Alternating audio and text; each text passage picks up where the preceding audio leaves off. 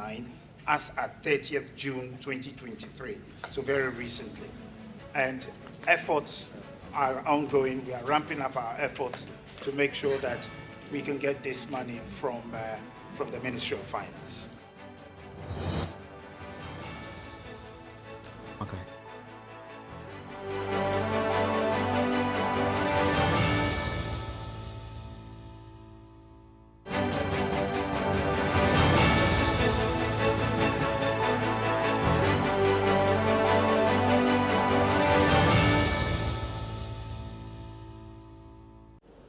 Once again, you're welcome to CNR Extra. You can join us with your thoughts, submissions, and comment via WhatsApp line 0204447033. We're also streaming live on YouTube on Citi Newsroom. You can join us there and watch us live. Jude Mensa Duncan, you're welcome to the show. How are you doing, my brother? It's always a pleasure to be here, Philip. Let's bring you the very first story, and that has to do with Adisadel College. The victim of the Adisadel College assault has been recalled, and he is receiving medical treatment and psychological support. That student who was assaulted by his colleague at the Adisadel College has been recalled after he was suspended by the school.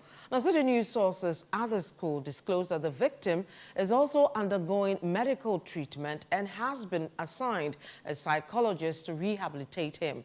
Adisadel College gained media attention when a viral video filmed in a dormitory in the school showed one student locking the arms of another and forcefully hitting his face against a metal bed, resulting in profuse bleeding below the victim's right eye. The video sparked outrage and concerns among parents, students, and the general public, calling for action to be taken, and all the students involved were subsequently suspended. However, prior to the recalling of the suspect, both the culprit responsible for the assault and the victim were sent home, with the victim expected to write his West African Senior High School Certificates examination from the West African Examination Council Center. So the update to this story is that the student who violently attacked the victim has been arrested, and the Adisadel College student who was captured on a viral video choking his colleague has been arrested by the police in Cape Coast. The arrest came after the video showed the disturbing incident where one student violently attacked another in a dormitory. Upon apprehending the student, he was cautioned with causing harm and assault, then released to the school's headmaster to produce him in court on Friday, which is tomorrow. So the update is that he has been arrested, he's been cautioned, and he will appear in court tomorrow. Yeah, I mean, it was important we brought this particular update because of the kind of public interest this story has generated. And yesterday, listening to the Deputy Attorney General, Honorable Alfred Tunyayeboah, I mean, he was clear in his mind, and you get that that's the direction government wants to go with this particular case, where he says that they are going to use this as an example to curb bullying in school. So for me, I think it's a step in the right direction.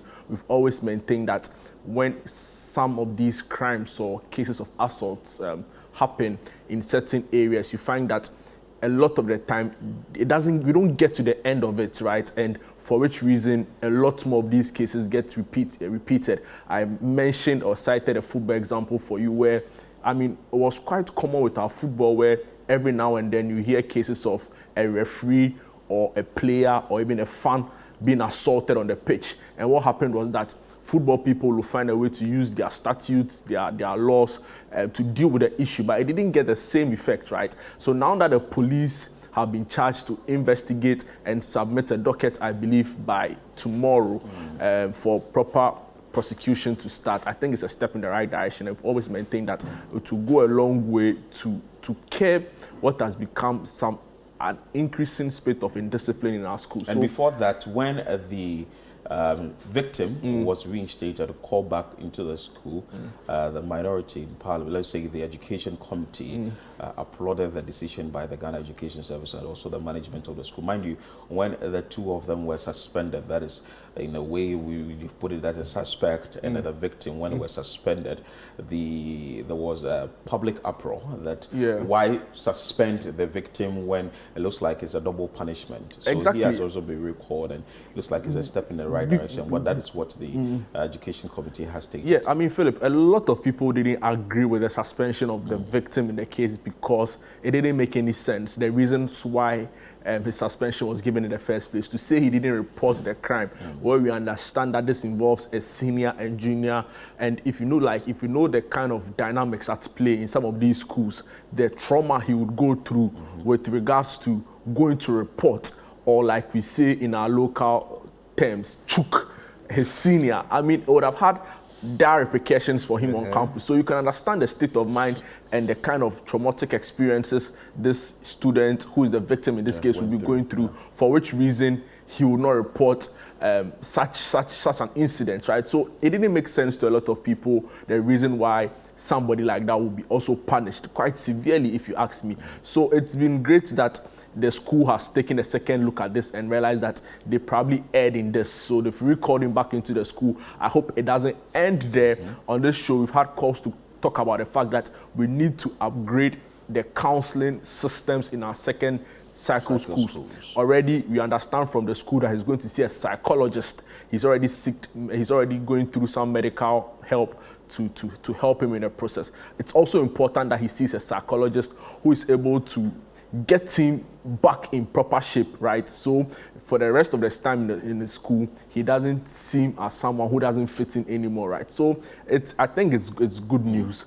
But the bigger problem still exists, where we have to make sure that at all costs possible, we find a way to curb what has become an increasing spate of indiscipline. And there's not only the assault case. I mean, the Kintampo, right? Not Kintampo, there's another school where they assaulted a head institute, where they assaulted a headmaster. I mean, first people were insulting the president after their final exams a year or two ago. So I mean, the level of indiscipline in the schools is at a level that needs to be checked, and I think this case provides the best avenue yet. Rightly so. So we're monitoring this case keenly, and whatever happens with it, we'll bring you updates on it. Let's move away from this story. And the Office of the Special Prosecutor has denied reports that it found large sums of money during a search in the former Sanitation Minister's house, that is Cecilia Abnadapa.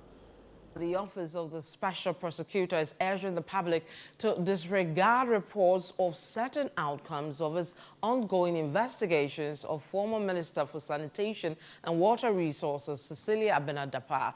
This follows media reports that the operatives of the Special Prosecutor found large sums of money that took about 5 hours to count during a search of the former minister's residence. Now here are excerpts of the OSP statement. The Office of the Special Prosecutor has taken notice of purported reports, pictures, and videos of the steps and actions taken in respect of the matter involving Cecilia Abnadapa, the former Minister for Sanitation and Water Resources. The Office of the Special Prosecutor has not revealed, published, or caused to be reviewed or published any report, videos or pictures of the steps and actions it has taken in the matter and the outcome of the steps and actions. The Office of the Special Prosecutor advises the public to disregard any report, videos or pictures purportedly showing the steps and actions and the outcome of such steps and actions taken by the Office of the Special Prosecutor. The Office of the Special Prosecutor will brief the public on the outcome of the investigation upon its conclusion and any further action the office may take. So following that media report that, there were some huge sums of money in the abode of the former sanitation minister, people were like, oh, so there is more money in there, and it will take you 5 hours to count that money. Why aren't you using money counting machine? But I think it's good that the Special Prosecutor's Office has come out to clear that. Well, we didn't see that. I think what they stated is we found something significant. Yes. I don't know whether the interpretation that people may have made is that significant means that more cash is in the house. I mean, significant is relative, right? I mean, to me right now, an amount of money can be significant to me, but won't be to you. So significance is rather relative. And I mean, it's interesting, but I think we have to commend the OSP for the level of engagement so far. In the past, some of the criticisms against the office has been that they keep quiet on an issue, they don't say anything to the media, then halfway through the year they release their half-year report and they state all the things, that all the cases they are investigating, some of which by the time the investigation is going on, the public interest would have dwindled and will not be as of any importance to the ordinary Ghanaian any longer. But this time around, what's happened is that since the story broke last week Friday, they stepped in Monday, they went to the search, they went to conduct a search, they arrested her, they've released her, interrogated her, and now we understand that proper investigations is ongoing on the matter. So I think the level of communication is okay for now. My only concern is that it's become a political case in a way, right? Because you expect the opposition to also capitalize on it to score some political points. My advice or my admonition to the OSP is that they do not let these political influences or pressure, some of the comments passed, the statements released, affect in any way the work that they will do. So I hope they are able to do a very transparent, open, and very importantly, a fair investigation so we unravel the truth. We've already heard some reasons why the monies were found there, the amount of monies found there, but I don't think... Some family, funeral donations and family inheritance. I have no idea what that is about, but I'm saying that the OSP should undertake a very fair, rigorous investigation so the truth will unravel, right? And at the end of the day, whatever it is that the public should know, it's put out there so we are able to learn from this going forward. The Attorney General has also said that they are going to advise on the way forward. The Bank of Ghana governor was asked during the recent press conference they had concerns about what he makes of people keeping large sums of foreign currencies, and he also said that it's a worry to him. So I think this should also provide an avenue where we really look at what the law says. So far, if you listen to the lawyers and the legal experts, they are unable to pinpoint to a particular law that this act of keeping these large sums of money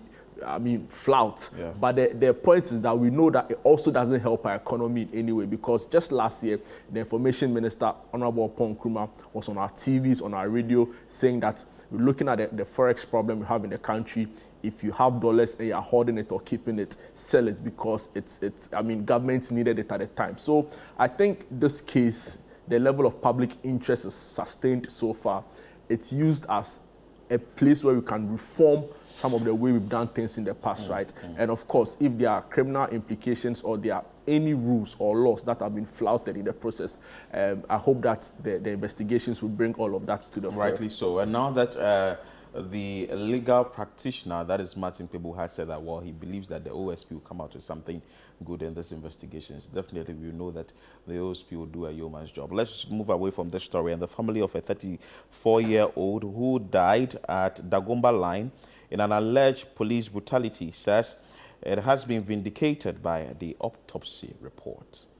The family of a 34-year-old who died at Dagomba Line in an alleged police brutality says it has been vindicated by an autopsy report which indicates the deceased suffered massive blood in his abdominal cavity.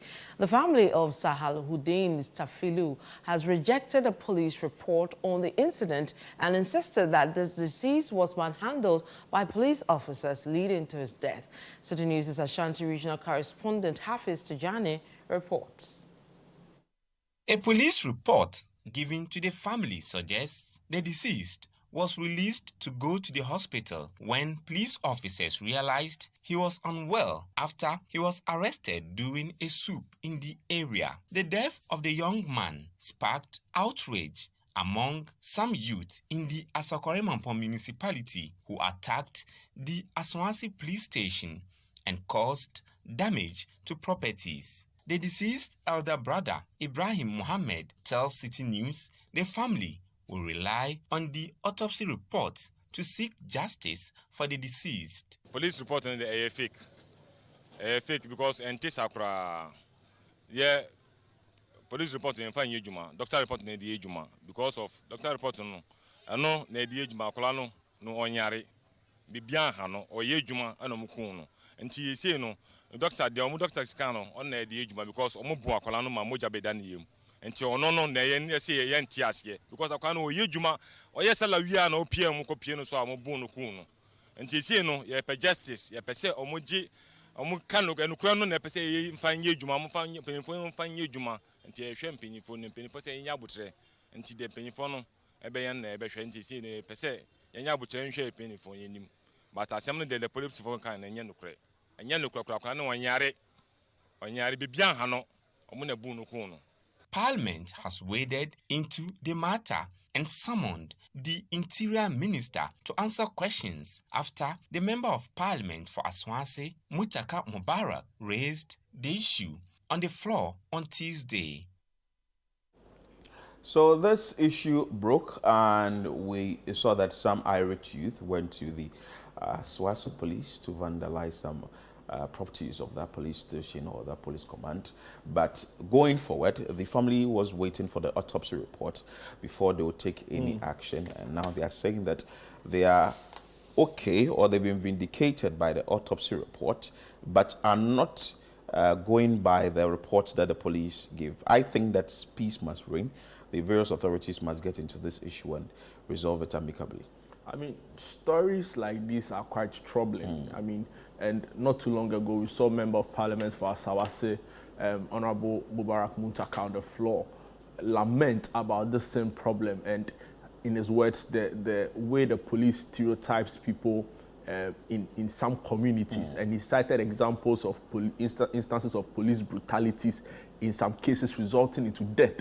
Not too long ago in this country, you had a case of some 7 people who were killed in Asawase, and at the time, the story or the narrative was that these were armed robbers who exchanged gunfire with the police. Then, I mean, subsequent investigations proved that that wasn't really the case. Then, I mean, now government is saddled with having to pay compensation packages to these families, of course, taken away from the already very little that the country has. And it creates more and more problems. So it is true that this is a problem. I've not seen the police report in its entirety, so I think it will be a bit unfair for to look at. But I think whatever the case is, this should be an issue of concern to the top hierarchy of the police service.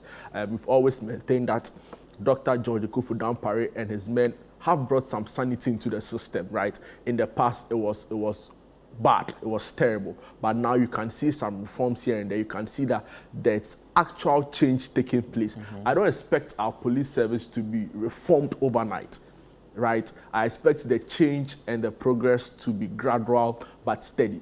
But these are some of the instances that derail or take away from the kind of progress we expect from the police service. So I expect the IGP to comment on this if it's actually the case that the autopsy report is telling us something different from what the police are also saying. But I mean, that notwithstanding, our sincere sympathies to the family. It's always a very painful experience to lose somebody under these circumstances, right? And I hope whatever the case is, they would conform to what the law says in seeking redress in some instances like this. So I think the police have another charge to come again and explain exactly what actually happened.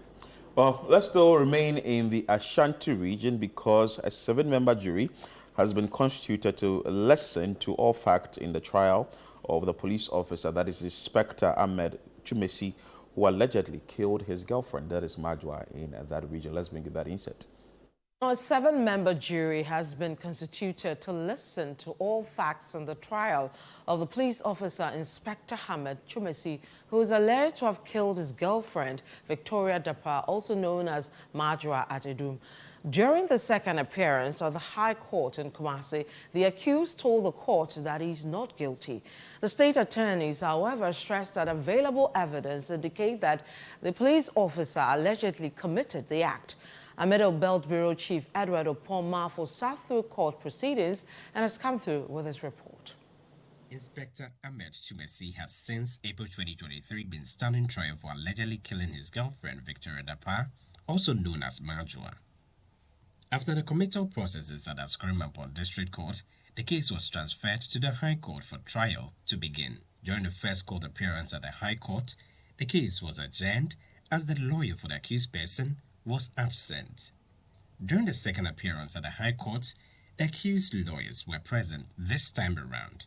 The suspect, who has been charged with murder, told the court he is not guilty. A 7-member jury was then constituted to listen to the facts of the case throughout the trial process. Based on the charge sheet, the state attorney told the court that videos retrieved from CCTV cameras and other available evidence show that the accused killed his girlfriend after a disagreement.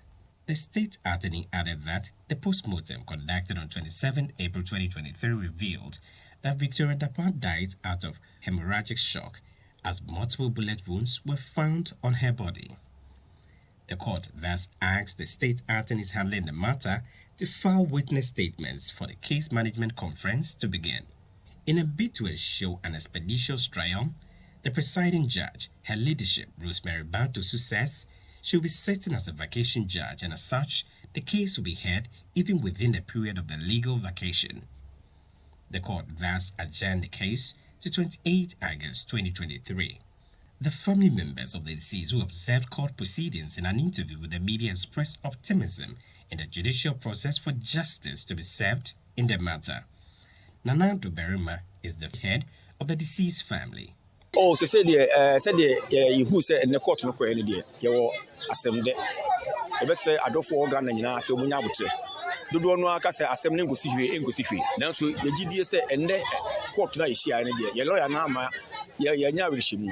Le mumu na ha ma do no esu no hwedwa de obema no a le bia me kise oye the beast no. Me kan en kanipa ho. So ho. Ono ni nipa abusuani di ho ya so bigina ho a o se me dibem.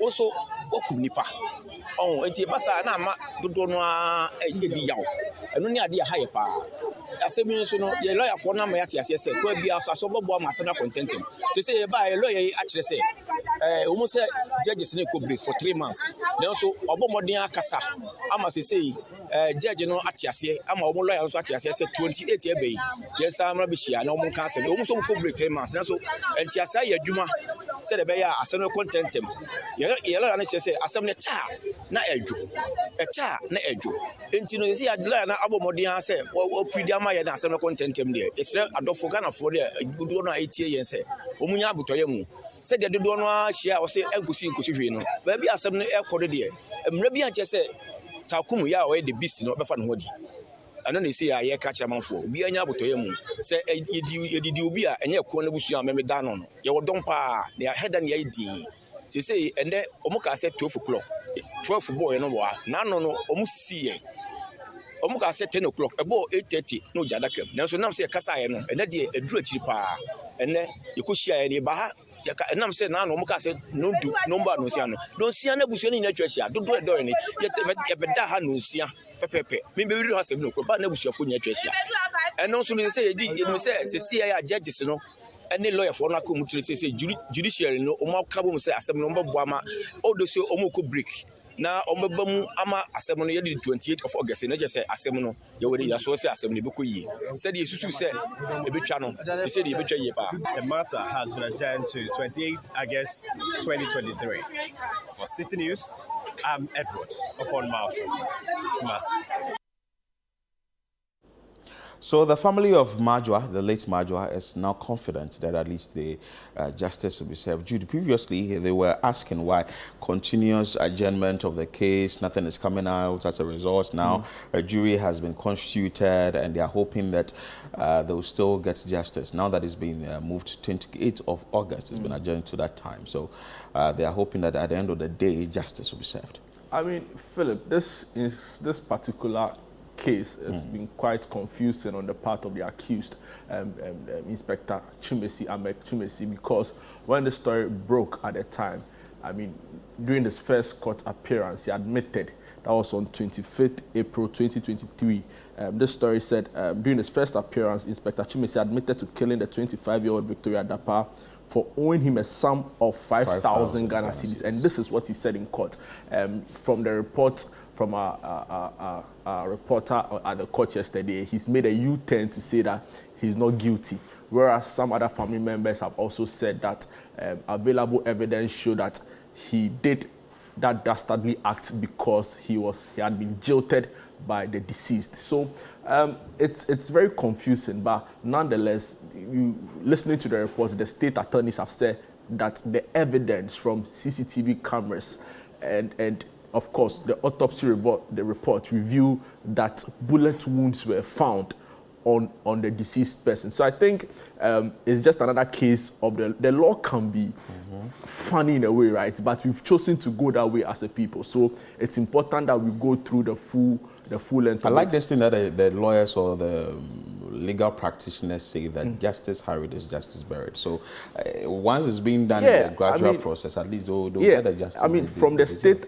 attorneys at the court, our reporter tell us that all reasonable evidence suggests that he indeed committed the act he's been accused of committing. So it's important that we let, I mean, as emotional as this story can be and very infuriating, it's important that we let the law take its course. And I really like the matured way the family member went about this. I mean, trying to rally support and also call for calm. Exactly. And I mean, give some assurance in the processes of the court or in the court's ability to bring justice to the family. And I think that's a very mature way to go about it. So I'm confident beyond every doubt that the court will do what it has to do to make sure that if it's indeed proven beyond every reasonable doubt that this police officer committed this act, he should be made to face the law. I mean, thankfully for him, we don't have the death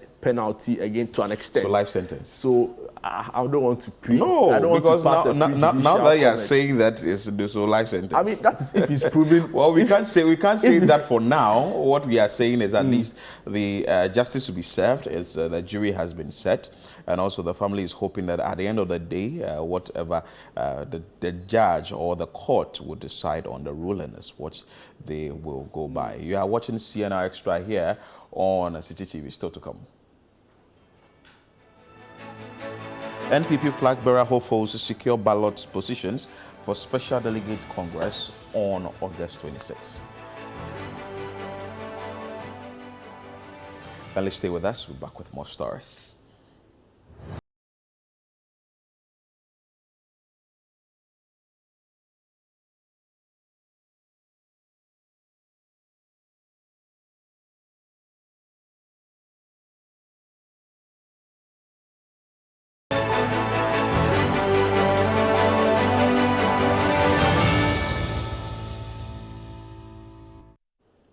Welcome back. This is CNR Extra here on Citi TV. Let's bring you some more stories, and let's bring you the story on how the Kwame Nkrumah interchange, that is the Kwame Nkrumah Circle interchange, currently looks like.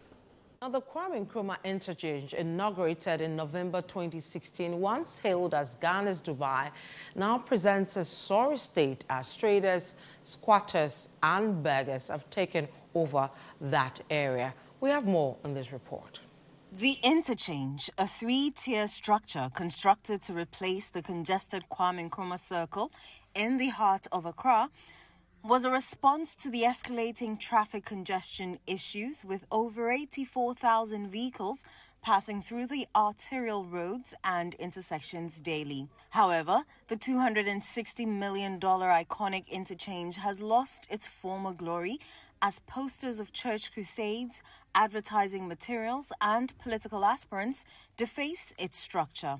Underneath the bridge, migrants from neighboring countries, along with beggars, drug addicts, and destitutes, have encroached upon the space, erasing the once glamorous image that earned it the nickname Dubai. Attempts to deter occupation of the area, such as placing mini boulders, have proven ineffective as people continue to use it as a resting place both during the afternoon and at night.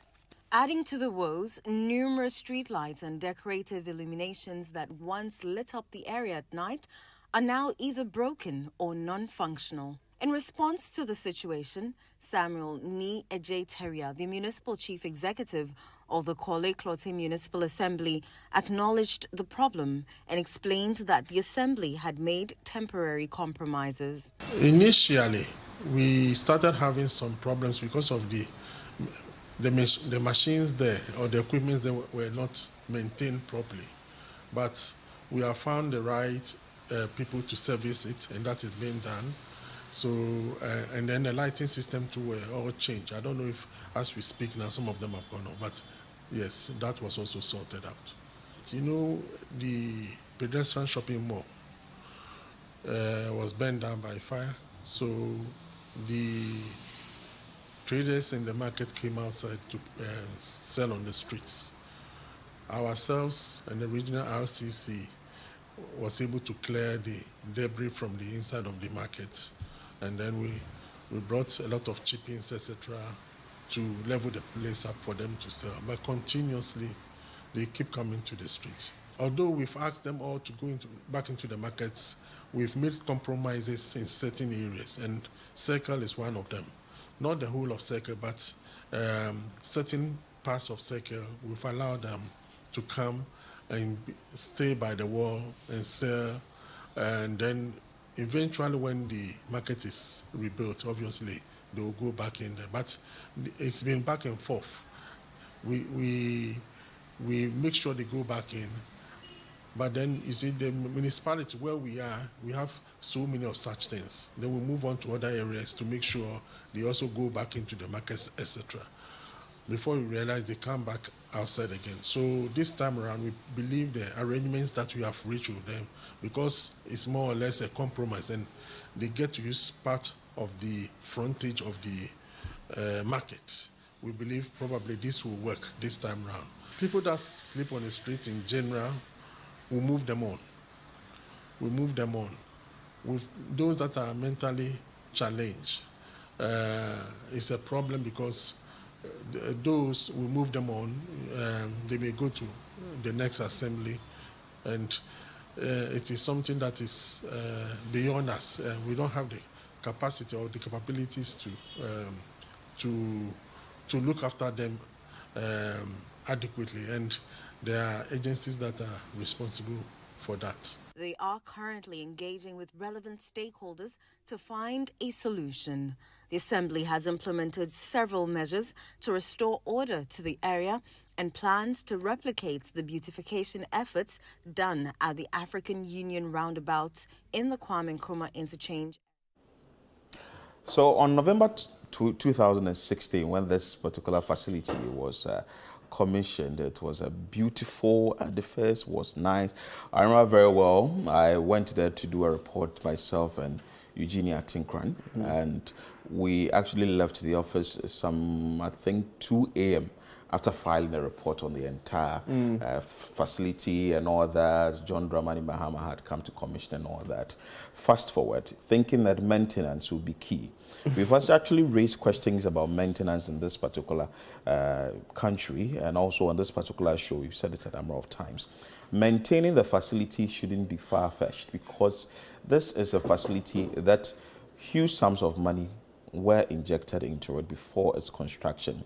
I would want to put this side by side with what is happening at the Pokwase interchange now, because I just can't think far. I don't know, just to put it that way, that we would have a facility like this and maintaining it is a problem. I know the MMC or the assemblies in charge of that particular area, that is a Kotekole, and I think that the Ayawaso Central also has a part. Also, Kotekole and Ayawaso Central. They have a part to play in this particular maintenance. But if it's not being maintained well, then we are losing it. I mean, Philip, it's after 7 years, and the kind of state the Kwame Nkrumah Circle is in, as we speak, is atrocious. I mean, when this came, you could understand at the time, it was a hot cake. I mean, because of the pump that was used in its opening. And to a lot of people, I mean, the main focal point was that government had constructed an interchange that was very necessary because of the traffic situation and bottlenecks at the area. So those who were connecting to Kaneshi, those who were connecting to Abosokan, those who were connecting to Mamprobi and the likes would originally use that interchange coming in from Kanda and all of that. So it was important that we did it because of the traffic situation at the time. Now what happened was that government at the time considered it wise, that's the former President John Dramani Mahama administration, considered it wise to also include in the project some ancillary works, right? So why not just add other things to make it a more complete interchange, they thought at the time. So for instance, they had a fire service station, they had a police checkpoint, I believe. They also had the Kwame Nkrumah mini park of a sort, where we saw all of those beautiful night lights, the beautiful scenery, the fountains and all of that, to give it a more nice outlook, right? But the problem has got to do with our maintenance culture in this country, and it's down to it. 2008, we constructed new stadia in this country. Isipon, Baba Yara, Ohenejan, the one in Tamale for the Africa Cup of Nations 2028. What is the state right now? Go to Isipon Stadium and you won't believe that some 15 years ago we used that stadium as against a country like, I mean, I don't even want to go there, but let's take Wembley, which was also recently opened in 2007, and look at the state. So the problem is that it's a complete lack of maintenance, and I believe that is where our problem lies, and government should take it up very seriously, because the previous government lost the election after that. They commissioned it in November 2016. And lost by December, they had lost the election. So, and I think this is actually an assembly problem, right? So it's problematic. But our maintenance culture in this country is just nothing to write home about. Well, all stakeholders in charge of that particular facility should just get in there and ensure that it's being put in the right state. And also the Pokwase interchange. We beg, something has to be done about it. The newly constructed Kwame Nkrumah Memorial Park, after 7 years, will not be left. I'm sure it's going to be maintained well. Let's move away from this story and let's bring you what is happening in the camp of the New Patriotic Party, where the flag bearers the flag bearer hopefuls there yesterday did the balloting and they've picked their numbers. Let's bring you that insight. The flag bearer hopefuls of the New Patriotic Party have successfully picked their positions on the ballot paper for the special Congress scheduled for August 26th this year. Asin Central Member of Parliament Kennedy Ohene Japan picked number 1. Alan Chermating is number 2 on the ballot paper, whilst Vice President Dr. Bawumia is number 10 on the ballot paper. We have more on this report. The balloting was initially scheduled for Monday, July 24, but postponed to Wednesday, July 26. This is after agents of 9 of the delegates raised concerns about the National Council's decision to hold a decentralized Special Delegates Congress. The 9 candidates, excluding Dr. Mahmoud Bawumia, expressed their disinterest in the decentralized polls and demanded an outline of the procedure for the polls on August 26 before they participate in the balloting. On Wednesday, July 26, the party's election committee met with the delegates and their agents to consider their concerns and undertake the balloting. I'm happy to announce that we've had a very successful engagement with 8 of the aspirants were present. 2 were represented. Vice President Bahamadu Bawumia was represented, and then Dr. Kofi Konedu Apreku was also represented. But I think 7. Honorable Jogati was also represented. So we had 7 out of the 10 aspirants present. And we had our engagement and we deliberated on few matters that were of concern. After the balloting, Kennedy Ohene Japan, Alan Martin, Jogate, Kojopoku, Dr. Owusu Efriye Akoto, Kwabena Eje Japan, Francis Adenimo, Dr. Kofi Konedu Apreku, Boachiri Jako, and Dr. Mahmoud Bawumia picked numbers from 1 to 10 in this order. Ken Ohene Japan, number 1. Alan John Kojo Chermantin, number 2. Joe Gate, number 3. Kwejo Poku, number 4. Dr. Owusu Efriye Akoto, number 5. Kwabena Eje Japan, number 6. Francis Adenimo, number 7. Dr. Kofi Konedu Apreku, number 8. Boachiri Chermantin Ejako, number 9. His Excellency Dr. Mahamadou Bawumia, number 10. Spokesperson for the Elections Committee, Alexander Apenyo-Markin, revealed that the concerns of all aspirants have been addressed. We're able to build consensus on the nagging issues and incorporated same in the guidelines. We've agreed that the Electoral Commission is going to take charge of the elections and see to all the security arrangements as well. Party agent of the aspirant will also oversee to the printing of the ballot papers. So the ballot papers won't be printed by the party. It will be printed by the Electoral Commission. He further outlined the modalities for the upcoming polls. The notice of polls would be put out. Proxy has been agreed upon. There's going to be proxy, and notice will be issued, and deadline for all proxies will be on the 2nd. And all proxy lists will be furnished the aspirants. We also agreed to ensure that the list of delegates, the album in this case, will also be furnished the aspirant. Some of the flag bearer hopefuls who are satisfied with the process are urging the committee to conduct a free and fair polls. I think everything went well. We just want to have a very sanitized election, and the Electoral Commission is in control of the process, and everything is going well. Do you have the photo album yet? Not yet, but they've told us that we can come and receive it from tomorrow. It's available. We bring our pen drives, we can pick it. So, are you satisfied with the engagement with the elections committee? Very, very satisfied. Designated centers in all the 16 regions. Are you satisfied with the engagement with the elections committee? Oh, sure, we are. So we are looking for free, fair, transparent process. At the end of this. What was your number on the ballot? Well, I picked number 7. What does that mean to you? Well, what is it? I mean, picking a number on the ballot paper doesn't mean anything.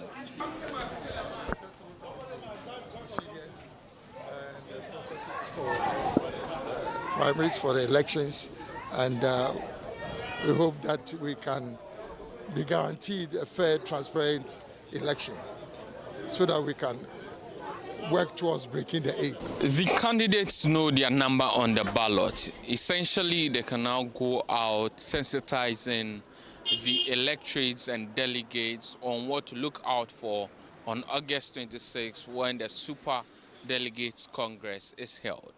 Reporting for... So all is set now that the balloting has been done.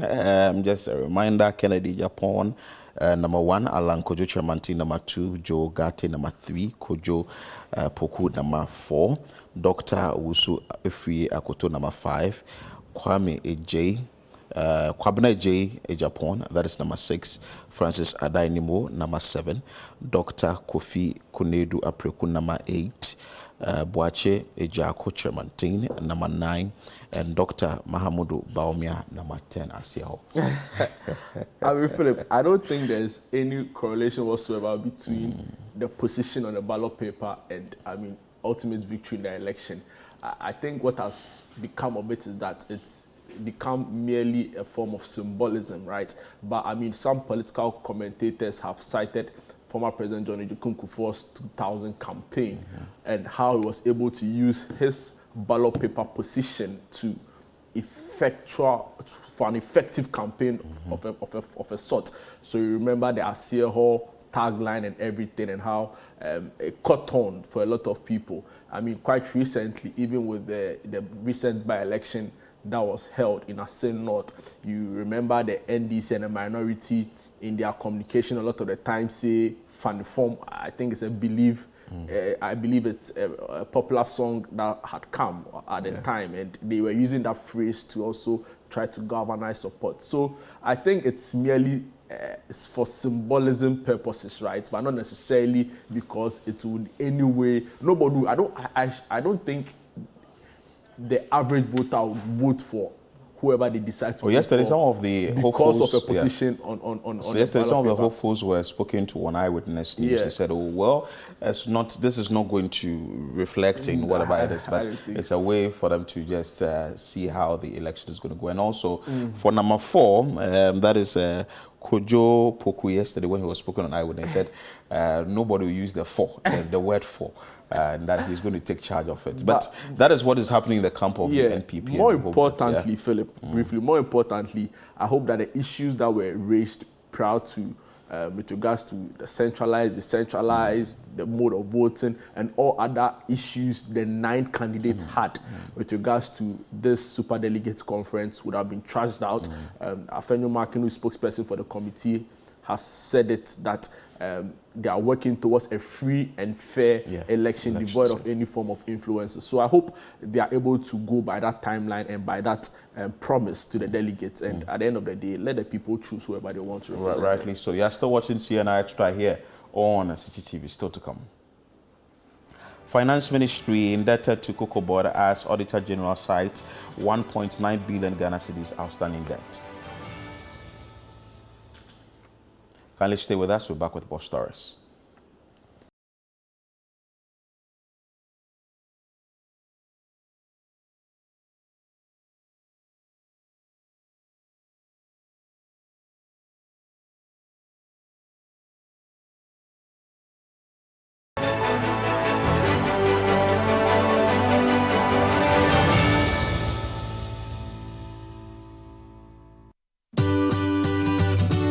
Citi TV is live on DSTV. Find us on channel 363.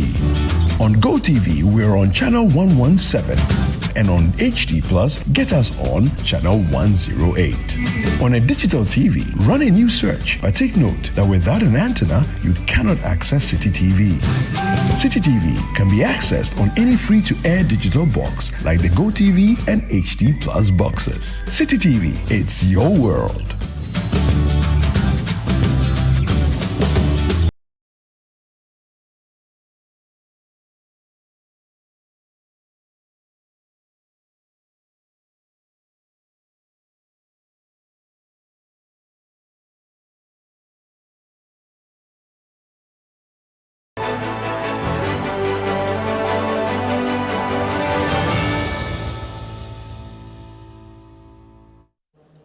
You're welcome back. Let's bring you some more stories. And the Finance Ministry is indebted to Cocoa Board as the Auditor General has cited, or has been cited, 1.9 billion Ghana cedis outstanding debt. Let's bring you that inset.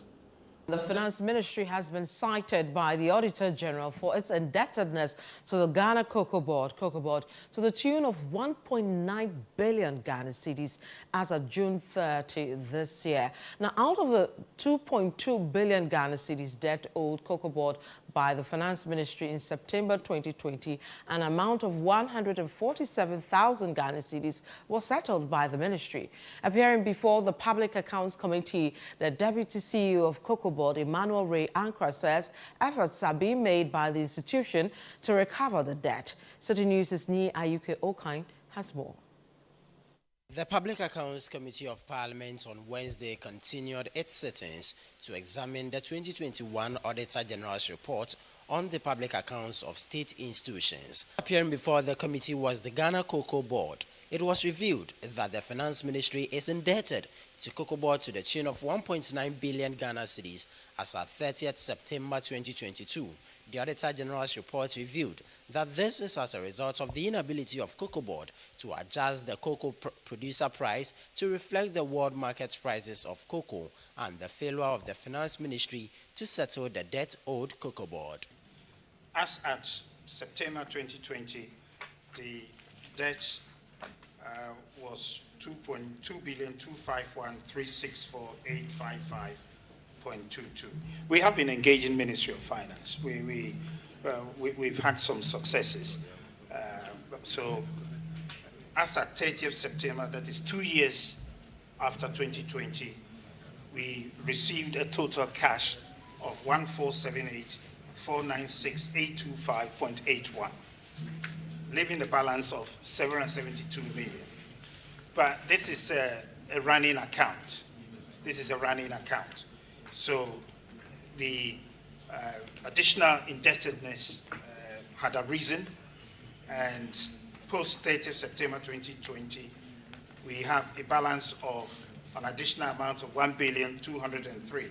So when you add that to what was outstanding, it brings you a global figure of 1,976,427,269.89 as at 30th June 2023, so very recently. And efforts are ongoing. We are ramping up our efforts to make sure that we can get this money from the Ministry of Finance.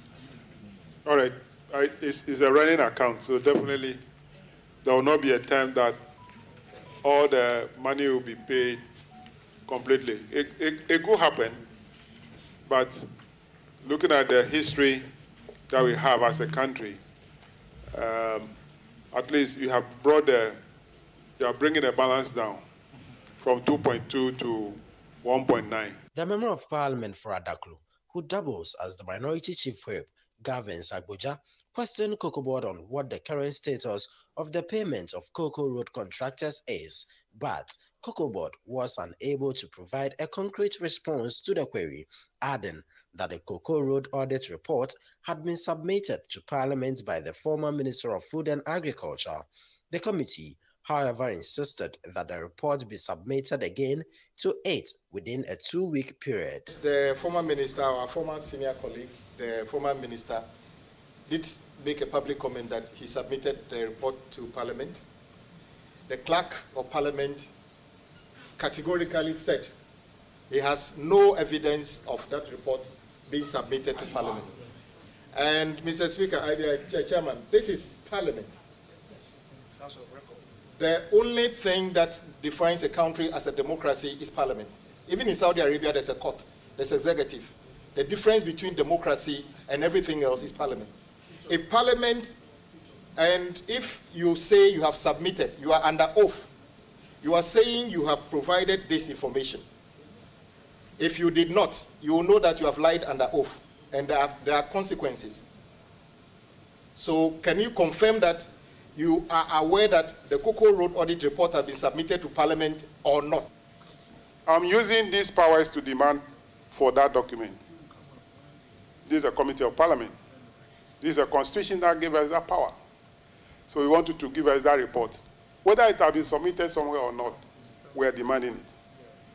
Reporting from Parliament, my name is Ni Ayikwe Okain for Citi News. So this was revealed in the Attorney General's report, or rather the Auditor General's report, and also the Public Accounts Committee has sat on it, and it tells you that a lot of issues in there talking about the 1.9 billion owed the Cocoa Board by the Finance Ministry. It talks about the surcharging and also ensuring that these monies are taken from these quarters. But how difficult or easy it is for us to take these monies? Because looking at what was stated in there, they said Cocoa Board before then in 2020, the amount of 2.2 billion, and that is owing the Finance Ministry is owing Cocoa Board. Yes, 147,000 has been paid. Very difficult times, if you ask me again, because everybody's really on the case of the Finance Ministry, from food suppliers to the IPP's Cocoa Board. I mean, on Tuesday we had the public relations officer for Cocoa Board tell Sanda that they need the cocoa bill debt exchange to be able to pay their cocoa bill. So you get the impression that these are really troubling times for the cocoa sector. And because of the importance of cocoa to our whole economy and the way it, I mean, look at the amount of money involved in some of the cases. So I think it's another case whereby the Finance Ministry would have to find a way to meet them and halfway and pay the money. Yeah, because I mean we understand 147,000 have been paid out of 1.9 billion. Out of the 147,000 is out of the 2.2 billion owed somewhere 2020. So yes. I don't know. And now we understand they are also going through what they call a cocoa bill debt exchange. I mean, as if the one on by the finance ministry wasn't enough. Now the cocoa sector too would also have to go through something similar. So it doesn't look good. That is the point I'm making. And as early as possible, we hope that the finance ministry will be able to meet these people, or will be able to meet Cocoa Board halfway. So, I mean, some of these things are charged out because the repercussions will be much, much severe if we don't find a proper solution to. Rightly so. This is how we end today's edition of CNR Extra here on Citi TV. My name is Philip Ni Latte. I did this with Jude Mensah Duncan. Many thanks for your time as always, and keep watching Citi TV.